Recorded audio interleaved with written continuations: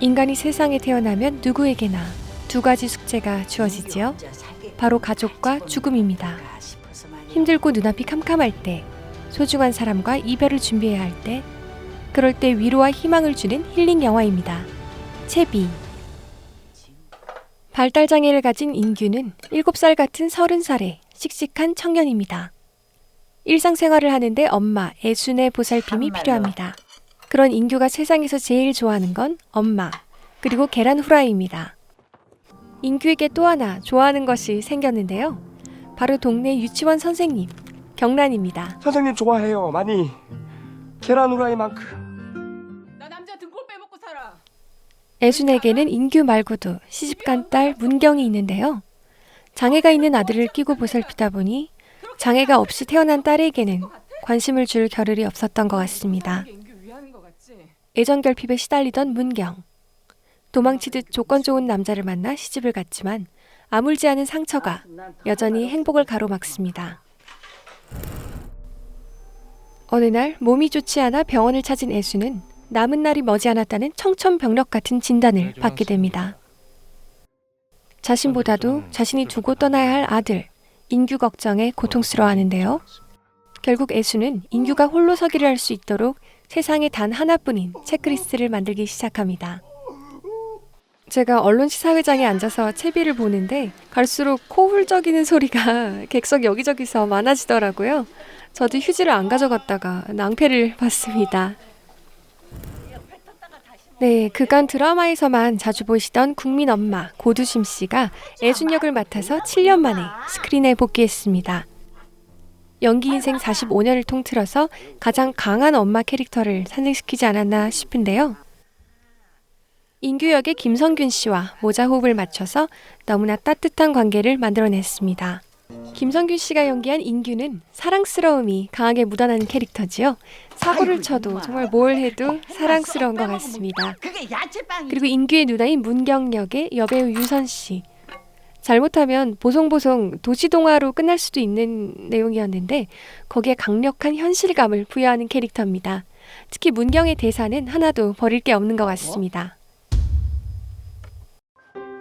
발달장애를 중심 소재로 한 영화를 보면 한 가지 공통점이 있는데요. 바로 불가능에 대한 도전입니다. 대중에 친숙한 작품을 꼽아보면 신현준 씨 주연의 맨발의 기봉이, 엄마에게 틀니를 선물하고 싶어서 달리기 대회에 도전합니다. 그리고 조승우 씨 주연의 마라톤이 있지요. 자폐증을 딛고 마라톤 서브3 최연소 완주의 기록을 달성한 배영진 군의 실화에 기반한 작품입니다. 마라톤의 경우는 일본에서 드라마로 리메이크가 될 정도로 작품성을 인정받았습니다. 또 최대 흥행작으로는 류승룡 씨 주연의 7번 방의 선물, 역대 관객수 6위라는 기염을 토한 작품이지요. 비타민.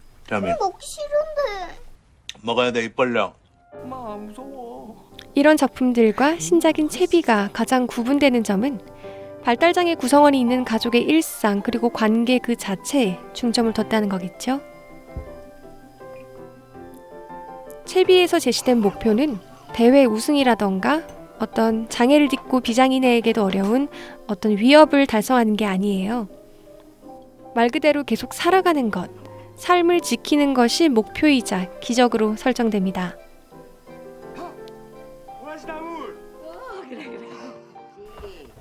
사실 발달장애 주인공이 등장한다는 공통점만 제하면 서로 굉장히 다른 영화라서 비교하는 게 큰 의미는 없거든요. 하지만 연결돼 있다는 느낌을 받았어요. 제가 채비를 봤을 때 마라톤의 초원이가 좋아하던 동물의 왕국이라던가 또 일본판 마라톤의 슈크림 같은 그런 것들이 소소한 이스터에그로 심어진 게 아닌가 하는 생각이 듭니다. 개인적으로 시나리오가 참 훌륭한 작품이라고 생각되는데요. 첫 번째는 신선함. 이 작품은 앞서 언급드렸던 작품들과 굉장히 달라요. 불가능에 도전하는 주체가 인규가 아니라 사실은 보호자인 애순이거든요. 그래서 관객은 감정을 인규가 아니라 애순에게 이입하게 됩니다. 덕분에 인규를 괴롭히는 악당 캐릭터가 딱히 없어도 되고 오롯이 핵심 인물들의 포커스를 맞출 수가 있게 됐죠.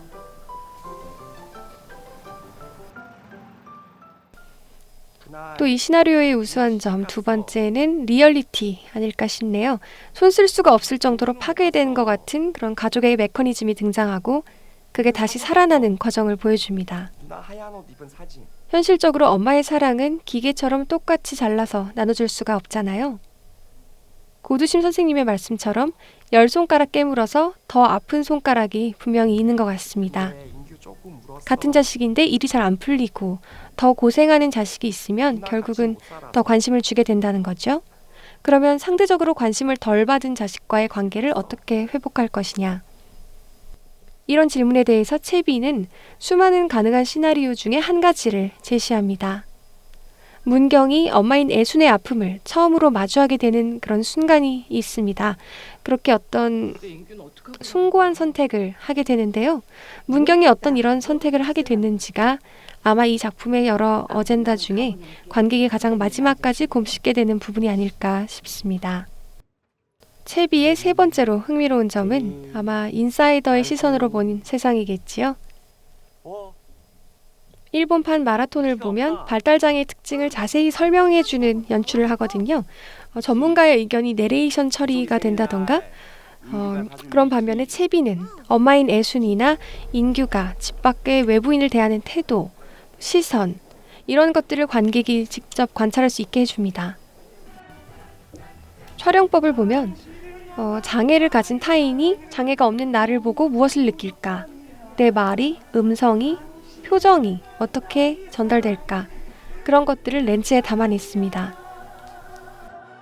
영화 채비는 아는 만큼 보이는 영화다 싶은데요.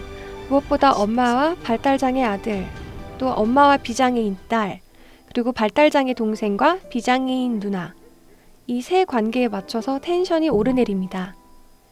이 세 가지 관계를 모두 발견할 수 있느냐에 따라서 호불호가 갈릴 수 있지 않을까 싶어요. 왜냐하면 이 텐션들이 각각 조율되면서 웃음과 눈물이 교차하는 그 순간의 선명도가 달라지기 때문이지요. 사이뉴스 섹션에 발달장애를 둔 가족의 안타까운 사연도 또 미담도 종종 올라오는데요. 특수학교 설립, 주거, 복지, 진로 이런 문제에 온 사회가 참여해야 할 이유이기도 하겠지요.